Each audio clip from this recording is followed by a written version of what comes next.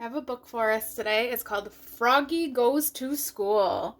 And our author is Jonathan London. He's the one that wrote the book. All right, Froggy Goes to School. It was the first day of school. Froggy woke up and looked out the window. The sun was high in the sky. "Oh no, the bus, he cried. I'll miss the bus.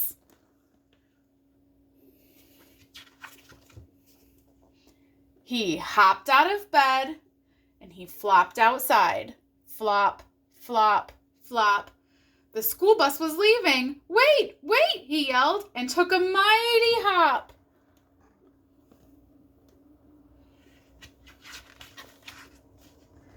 The bus hissed to a stop and the door folded open.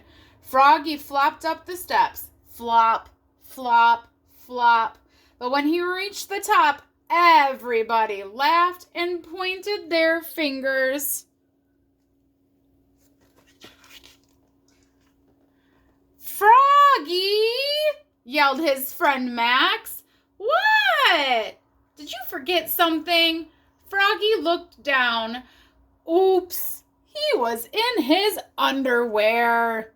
Silly Froggy. He dashed to the back of the bus and hid behind Max's umbrella all the way to school. At school, he hopped behind the bushes. He tried to hide behind the flagpole. He rolled down the hall like a bowling ball. And in class, he pretended to be a flower pot. "Froggy!" called his teacher. "What?" But it wasn't his teacher at all. It was his father. Froggy rubbed his eyes. He had been dreaming. He was still in bed. "Rise and shine, Froggy," said his father. "It's the first day of school." So Froggy was just dreaming. This time Froggy got all dressed. Zip, zoop, zup, zup, zup, zup, zup. Then he flopped into the kitchen. Flop, flop, flop. He tried to pour milk on his bowl of flies, but the carton fell out of his hands. "You're just nervous about school, Froggy," said his mother. "Everybody is the first day." "Not me," cried Froggy.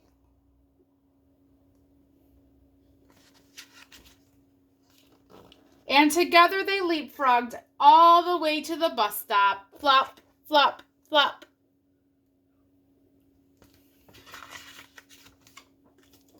At school, Froggy found his name tag on his table.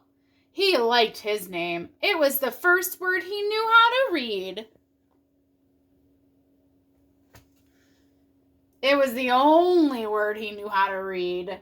Froggy! He read it louder, louder, and louder. He's having so much fun saying his name.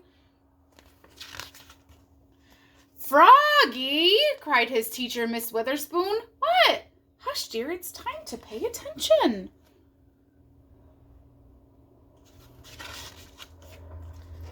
But it was hard to pay attention. He squirmed. He looked out the window at the falling leaves. He felt like a leaf falling, plop. He fell out of his chair. "Oops.